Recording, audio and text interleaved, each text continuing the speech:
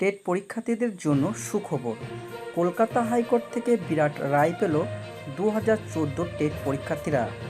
নমস্কার প্রিয় দর্শক, আপনারা দেখছেন বিশ্ব খবর। প্রাথমিক নিয়োগ পরীক্ষা বা টেটে উত্তীর্ণ হওয়ার পরেও শংসাপত্র পাননি এমন অভিযোগ তুলে কলকাতা হাইকোর্টে মামলা করেছিলেন কয়েকজন চাকরি প্রার্থী। তাদের অভিযোগ 2014 সালের টেটের শংসাপত্র পাননি তারা। সিবিআই এবং পর্ষদের দ্বন্দ্বের কারণে আটকে ছিল বিষয়টি। সোমবার এই মামলার বিচারপতি অমিতা সিংহ নির্দেশ দেন, অবিলম্বে যেন আবেদনকারীরা টেটের শংসাপত্র পেয়ে যান তা নিশ্চিত করতে হবে প্রাথমিক শিক্ষা পর্ষদকে। পাশাপাশি সিবিআইকেও একই নির্দেশ দিয়েছে কলকাতা হাইকোর্ট। সোমবার বিচারপতি অমিতা সিংহ তার নির্দেশে জানান, সিবিআইকে অবিলম্বে ওইসব শংসাপত্র প্রাথমিক শিক্ষা পর্ষদের হাতে তুলে দিতে হবে।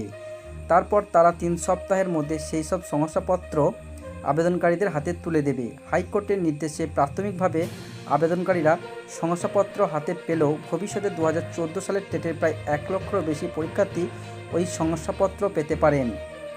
2014 সালের টেটের শংসাপত্র চেয়ে হাইকোর্টে মামলা দায়ের করেন প্রাথমিকের কয়েকজন চাকরি প্রার্থী। সেই মামলার শুনানিতে পর্ষদের থেকে বক্তব্য জানতে চেয়েছিল আদালত। পর্ষদ জানায় তাদের কাছে কোনো টেটের শংসাপত্র নেই।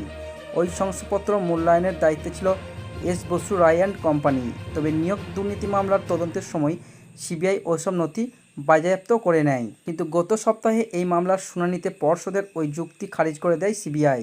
আদালতকে কেন্দ্রীয় তদন্তকারী সংস্থা জানায় ওইসব নথি পর্ষদকে দেওয়া হয়েছিল।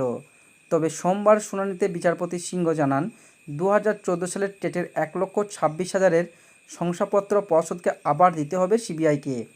সময়ও বেঁধে দেন বিচারপতি। তিনি নির্দেশ দেন 1 সপ্তাহের মধ্যে এই কাজ সম্পূর্ণ করতে হবে সিবিআইকে। তারপর 2 সপ্তাহের মধ্যে আবেদনকারীদের সেসব শংসাপত্র দেওয়ার কাজ শুরু করতে হবে পর্ষদকে। তো প্রিয় দর্শক, এই ছিল আজকের আপডেট ভিডিও। এই ধরনের প্রতিনিয়ত আপডেট ভিডিও পাওয়ার জন্য সাবস্ক্রাইব করুন আমাদের ইউটিউব চ্যানেল বিশ্ব খবর। ভালো থাকবেন, সুস্থ থাকবেন।